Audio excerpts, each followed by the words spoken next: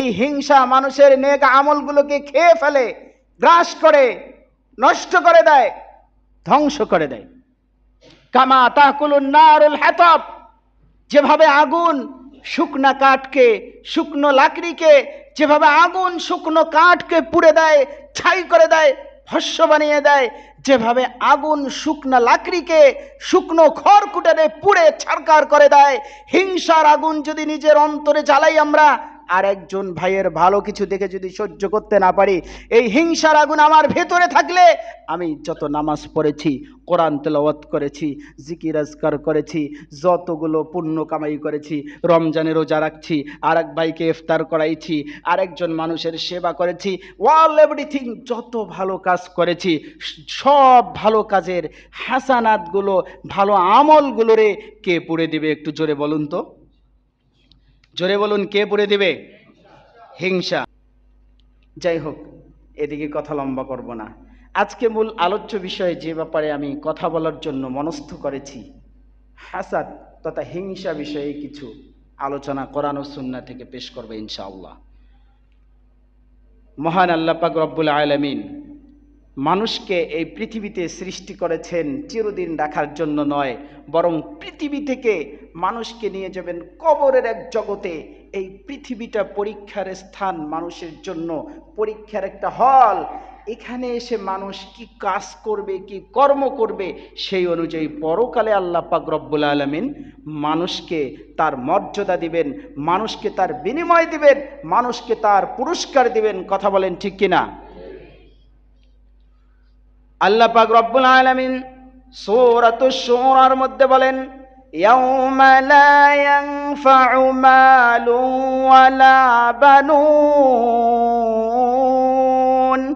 ইল্লা মান আতাল্লাহা বিকলবিন সালিম।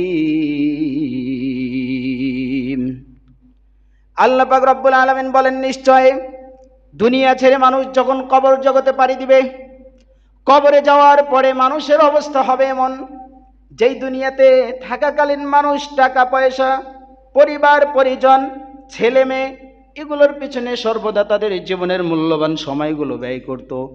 কিন্তু কবর জগতে পাড়ি দেওয়ার পরে যখন মানুষ কিয়ামতের দিন, কিয়ামতের মাঠে মানুষ যখন উঠবে, সেদিনের অবস্থা হবে এমন, ইয়াউমা লা ইয়ানফাউ মালুন ওয়ালা বানুন, সেদিন মানুষের টাকা পয়সা, মাল, মানুষের সন্তান, ছেলে মেয়েগুলো কোনো কাজে আসবে না। বলুন আল্লাহু আকবার। তাহলে কি কাজে আসবে?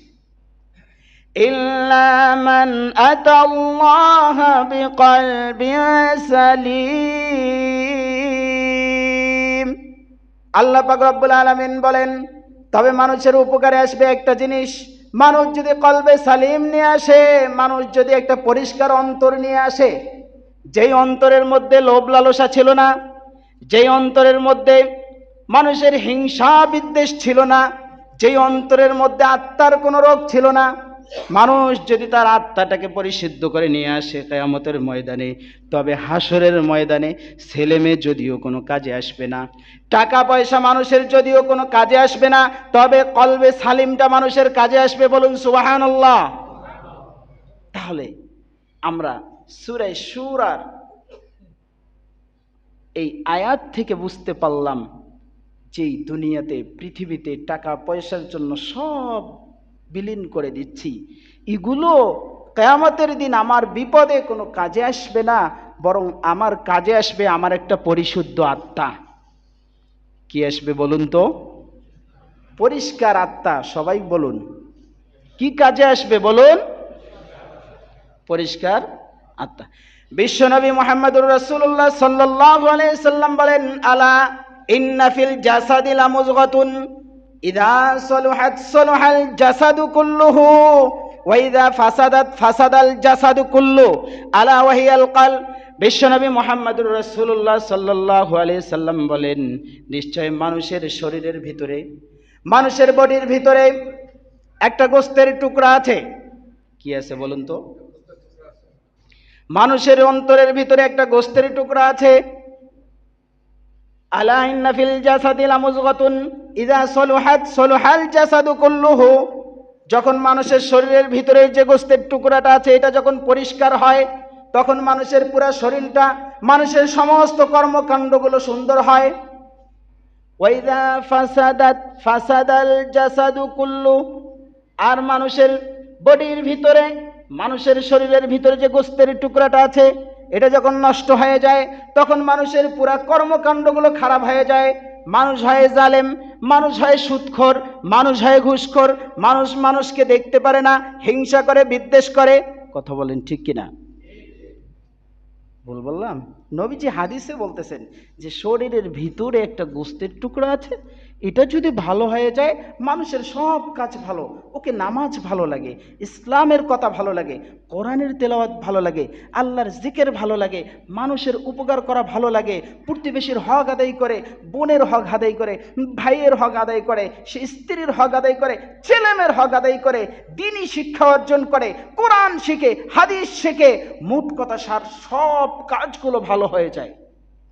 আর যখন ওই গোস্তের টুকরাটা খারাপ হয়ে যায়, গোস্তের টুকরাটা যখন ময়লা হয়ে যায়, তখন ভালো কাজ মানুষকে আর ভালো লাগে না, তখন কোরআনের তেলাওয়াত ভালো লাগে না, কোরআনের জিকির ভালো লাগে না, আল্লাহর জিকির ভালো লাগে না, নবীর সুন্নাহ ভালো লাগে না, তখন তাকে হালাল খাওয়া ভালো লাগে না, হালাল কাজ ভালো লাগে না, অল এভরিথিং যত ভালো কাজ আছে তখন মানুষকে আর ভালো লাগে না।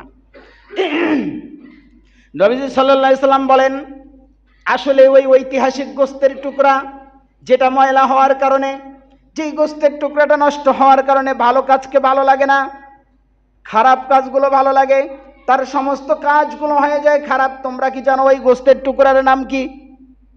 আমরা জানি? বলি সবাই বলি। নবীজি সাল্লাল্লাহু আলাইহি ওয়াসাল্লাম বলেন, আলা ওয়াহিয়াল কলব, নিশ্চয় ওই গোস্তের টুকরাটার নাম হলো কলব, মানুষের অন্তর। তাই সূরা শূরার 89 নম্বর আয়াতে আল্লাহ পাক রব্বুল আলামিন বলেছেন, কিয়ামতের দিন যেদিন মানুষের টাকা পয়সা, ছেলে মেয়ে, সন্তান সন্ততি কোনো কিছুই কোনো কাজে আসবে না, তখন যদি ওই পরিশুদ্ধ একটা গোস্তের টুকরা মানুষ যদি পরিষ্কার একটা আত্মার কলব নিয়ে আল্লাহর দরবারে, আল্লাহর কাছে হাজির হয়, তাহলে ওই বান্দায় হবে সফল কাম। সুবহানাল্লাহ। সম্মানিত হাজরিন, আমি গোড়ার থেকে কথাটা শুরু করেছিলাম, আসলেই মানুষের হিংসা নিয়ে আলোচনা করব, তবে হিংসাটা আসে কোন জায়গা থেকে? ওই গোস্তের টুকরা, ওই যে মানুষের অন্তরের ভিতরে একটা গোস্তের টুকরা, এইটা যখন ময়লা হয়ে যায়, তখন মানুষের ভিতর হিংসা, বিদ্বেষ, শুধু না এরকম হাজারো ব্যাধি।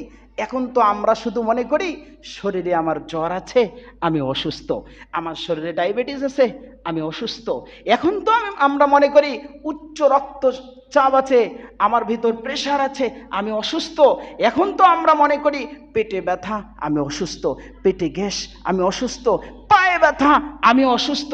কিন্তু ভাইজান, প্রিয় ভাইরা, এই যে অসুস্থতা যেগুলো আমি বললাম, আমরা অসুস্থতা রোগ মনে করি, এগুলো তো হলো দেহের রোগ, এগুলো তো হলো শরীরের রোগ, এগুলো হলো বাহ্যিক অসুস্থতা।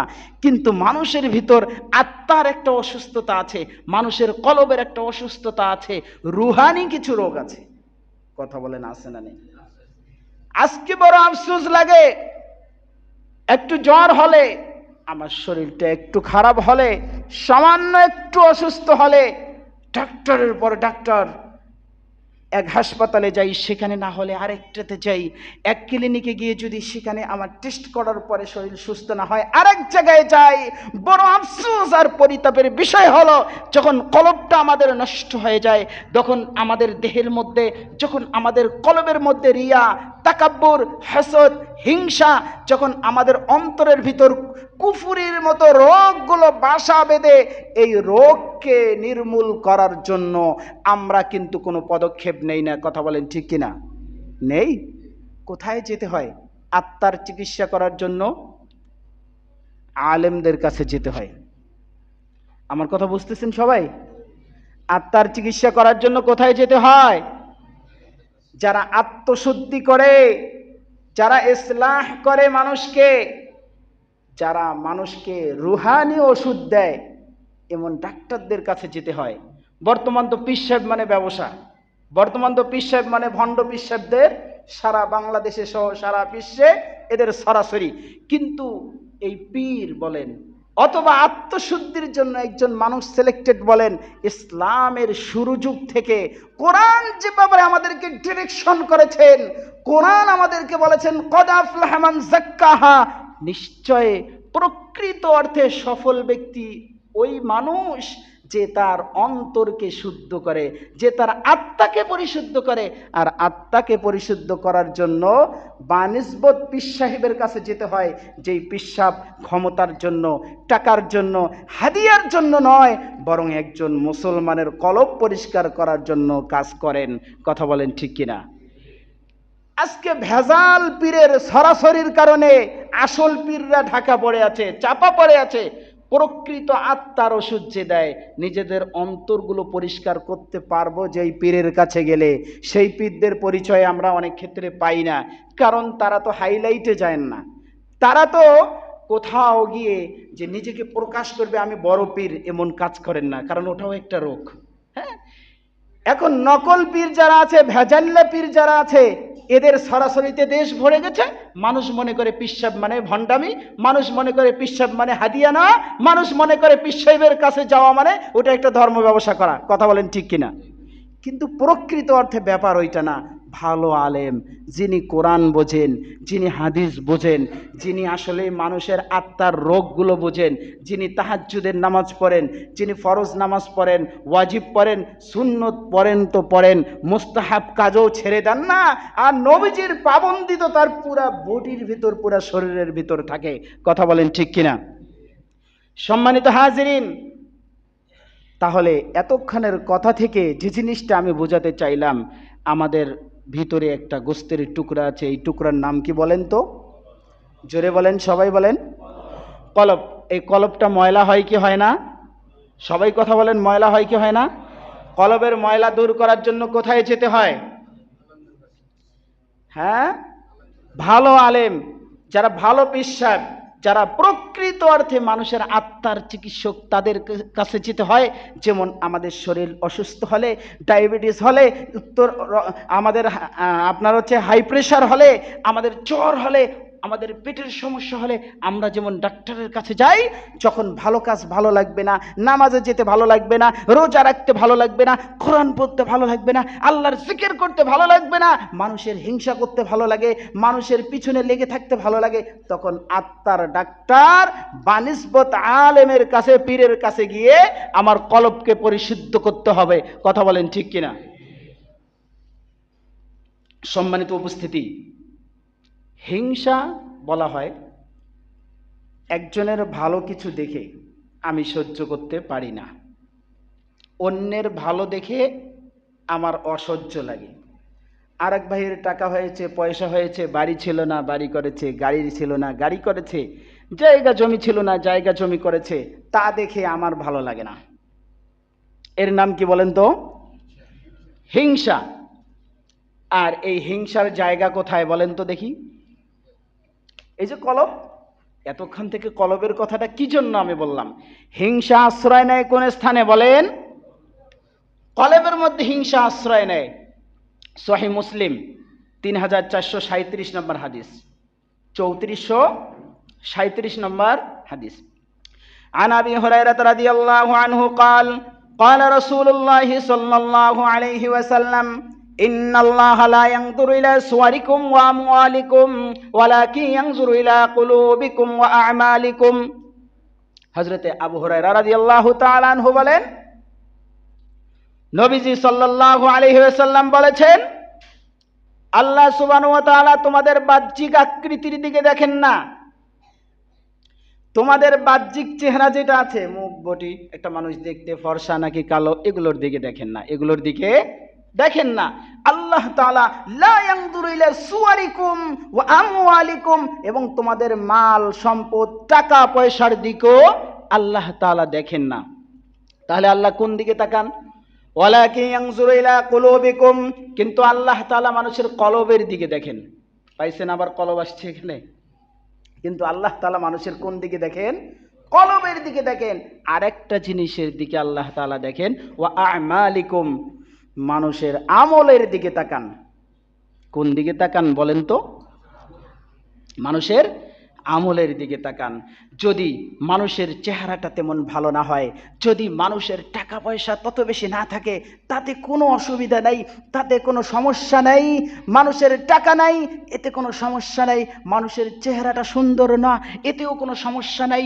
তবে যদি মানুষের কলবটা পরিষ্কার থাকে, তবে যদি মানুষের আমলটা ভালো থাকে, এটাই আল্লাহর কাছে প্রিয় হওয়ার বস্তু। কথা বলেন ঠিক কিনা? এটা কি আমার কথা? আল্লাহর রসুল সাল্লাল্লাহু আলাইহি সাল্লাম বলেছেন, হাদিসটা এসেছে সহিহ মুসলিম 3437 নম্বর হাদিস।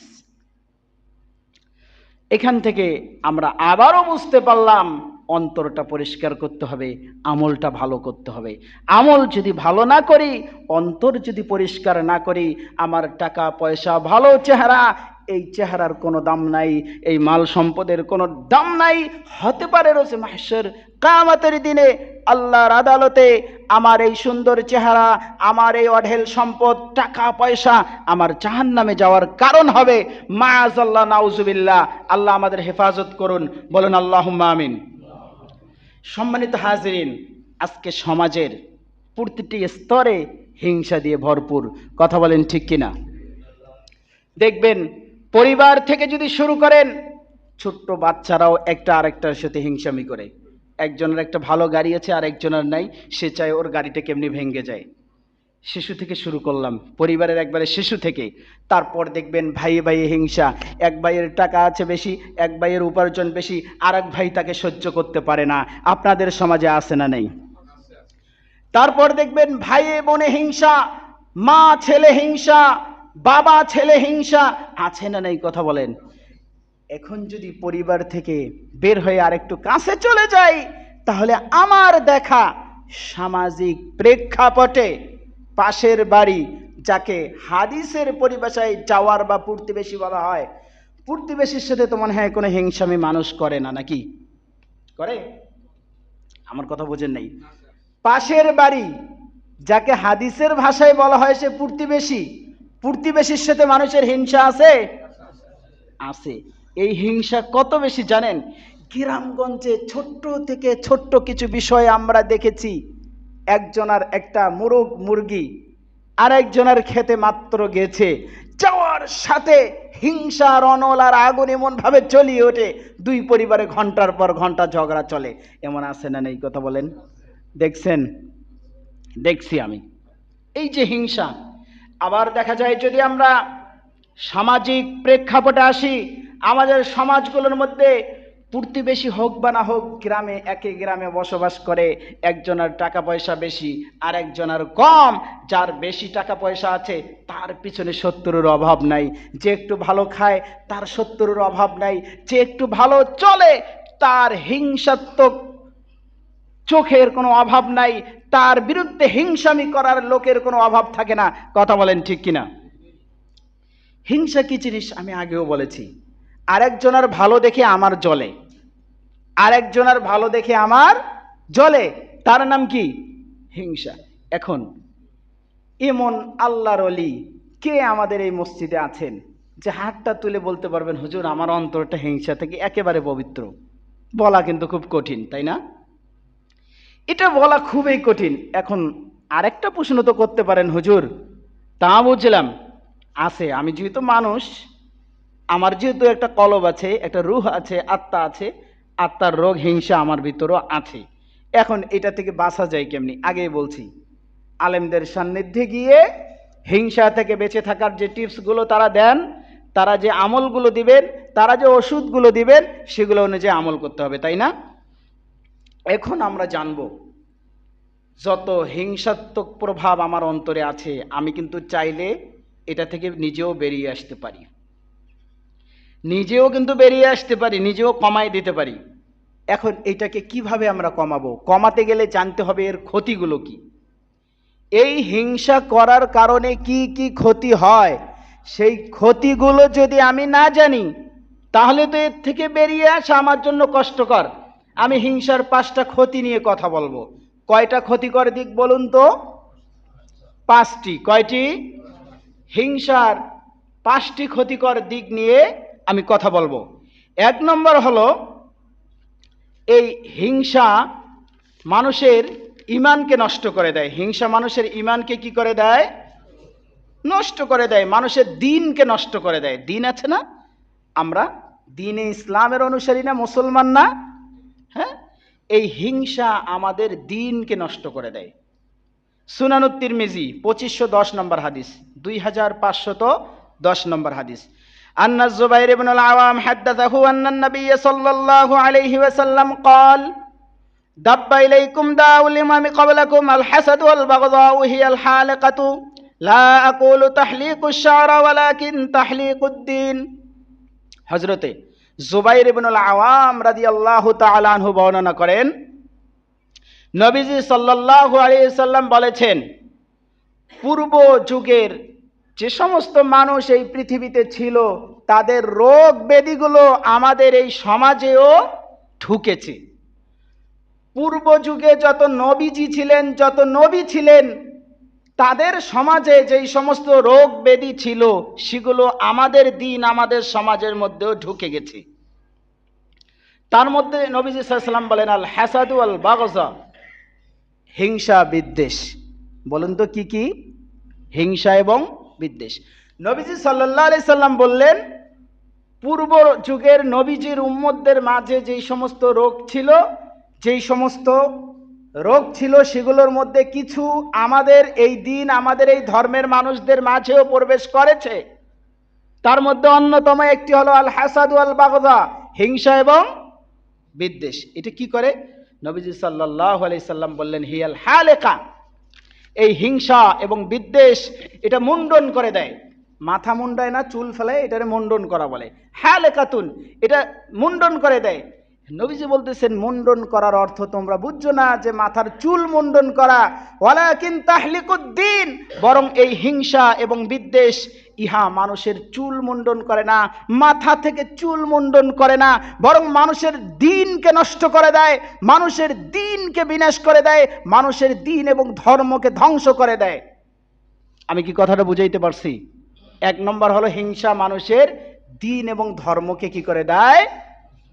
ধ্বংস করে দেয়, বিনাশ করে দেয়। যে দ্বীনের পথে চলার জন্য, যে ইসলামের পথে চলার জন্য আমরা মুসলমান হয়েছি, নিজেদেরকে গর্ববোধের সাথে পরিচিত করে তুলে ধরি, আমি একজন মুসলিম, আমি দ্বীন ইসলামের উপর চলি, আমি দ্বীন ইসলামের অনুসারী।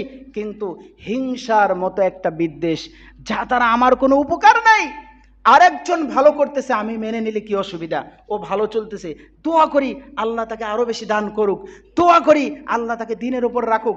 এই যে আরেকজন আর একটা ভালো দেখে আমি যদি আমার ভিতরে এই হিংসার আগুন না জ্বলাই, তাহলে আমার কি ভাত হজম হবে না? হবে। এই জন্য আমাদের দ্বীনকে যদি আমরা রক্ষা করতে চাই, আমাদের ইসলামকে যদি আমরা রক্ষা করতে চাই, তাহলে হিংসা নামক বেদি থেকে আমাদের দূরে থাকতে হবে। বলুন তো কি থেকে দূরে থাকতে হবে? 2 নম্বর, হিংসা মানুষের দিন নষ্ট করে 1 নম্বর, আর 2 নম্বর হলো হিংসা মানুষের আমল নষ্ট করে দেয়। হিংসা মানুষের কি নষ্ট করে দেয়? জোরে বলুন, কি নষ্ট করে দেয়? আবু দাউদ শরীফ 4903 নম্বর হাদিস, 4903 নম্বর হাদিস। عن أبي هريرة رضي الله عنه أن النبي صلى الله عليه وسلم قال إياكم والحسد فإن الحسد تأكل الحسنات كما تأكل النار الحطب। হযরত আবু হুরায়রা রাদিয়াল্লাহু তাআলা আনহু বলেন, নবীজি সাল্লাল্লাহু আলাইহি ওয়াসাল্লাম বলেছেন, তোমরা হিংসা থেকে দূরে থাকো। ইয়াকুম ওয়াল হাসাদ, কেন তোমরা হিংসা থেকে দূরে থাকবে? ফাইনাল হাসাদা তাকুলুল হাসানাত, এই হিংসা মানুষের নেক আমলগুলোকে খেয়ে ফেলে, গ্রাস করে, নষ্ট করে দেয়, ধ্বংস করে দেয়। কামা তাকুলুন নারুল হাতাব, যেভাবে আগুন শুকনা কাঠকে, শুকনো লাকড়িকে, যেভাবে আগুন শুকনো কাঠকে পুড়ে দেয়, ছাই করে দেয়, ভস্ম বানিয়ে দেয়, যেভাবে আগুন শুকনা লাকড়িকে, শুকনো খড়কুটারে পুড়ে ছারকার করে দেয়, হিংসার আগুন যদি নিজের অন্তরে জ্বালাই আমরা, আর একজন ভাইয়ের ভালো কিছু দেখে যদি সহ্য করতে না পারি, এই হিংসার আগুন আমার ভেতরে থাকলে আমি যত নামাজ পড়েছি, কোরআন তেলাওয়াত করেছি, জিকির আজকার করেছি, যতগুলো পুণ্য কামাই করেছি, রমজানে রোজা রাখছি, আর এক ভাইকে ইফতার করাইছি, আরেকজন মানুষের সেবা করেছি, অল এভরিথিং, যত ভালো কাজ করেছি, সব ভালো কাজের হাসানাতগুলো, ভালো আমলগুলোরে কে পুড়ে দিবে? একটু জোরে বলুন তো, জোরে বলুন, কে পুড়ে দিবে? হিংসা।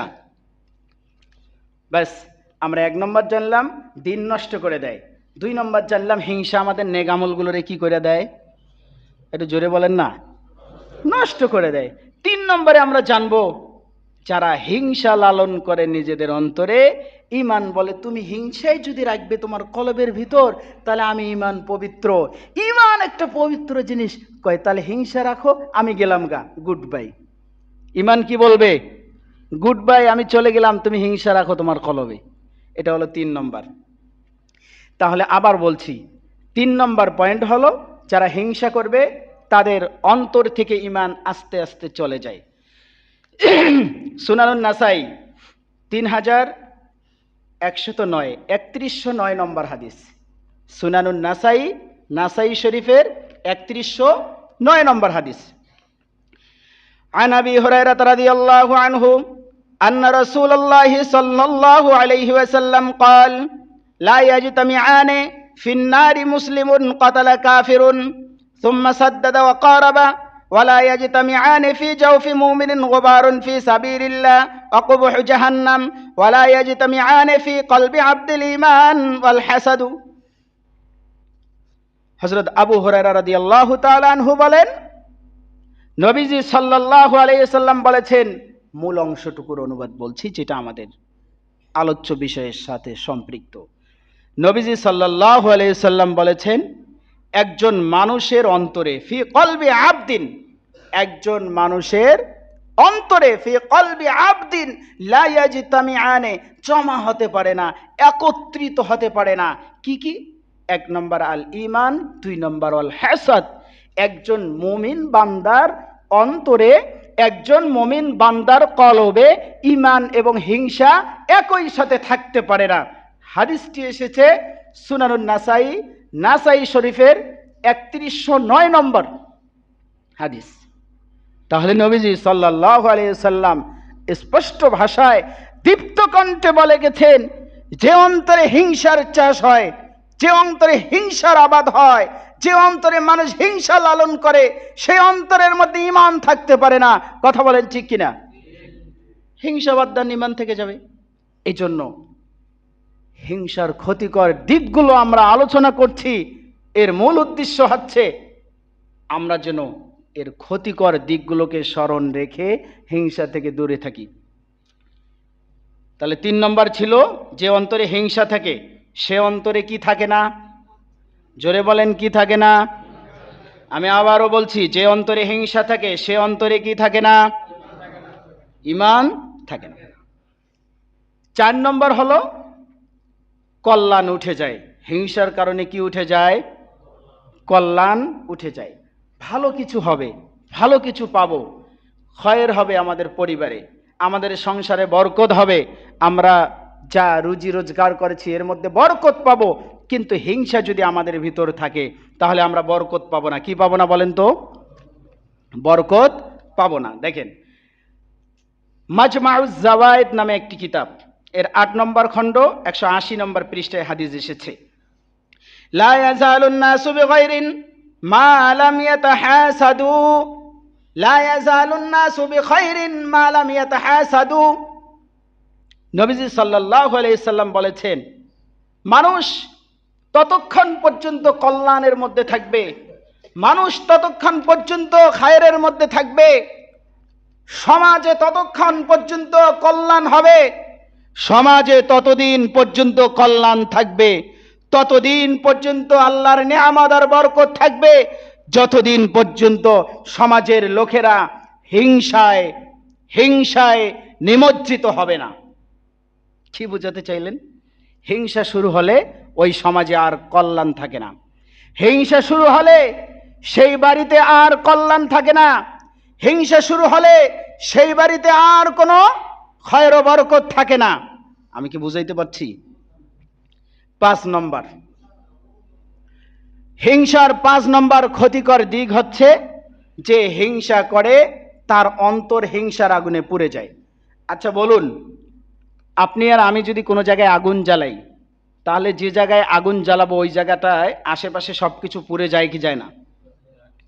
যে চুলার মধ্যে আমরা আগুন জ্বালাই, চুলার মাটিগুলো সহ পুড়ে যায় কিনা?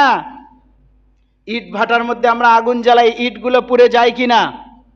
তাহলে যেই অন্তরে হিংসা লালিত হয়, যে অন্তরে হিংসা স্থান করে নেয়, সে অন্তরটা হিংসার আগুনে পুড়ে যায়।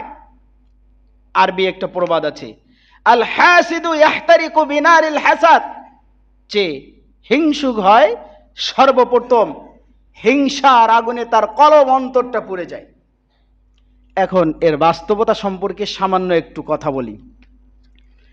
আপনি দেখবেন যদি কেউ হিংসামি করে, তাহলে সারাদিন আপনার একটা গাড়ি আছে, আপনার একটা বাড়ি আছে, আপনার ভালো একটা চাকরি আছে, অর্থ সম্পদ আছে, এটা নিয়ে সারাদিন তার মনের ভিতর কিন্তু কল্পনা জল্পনা।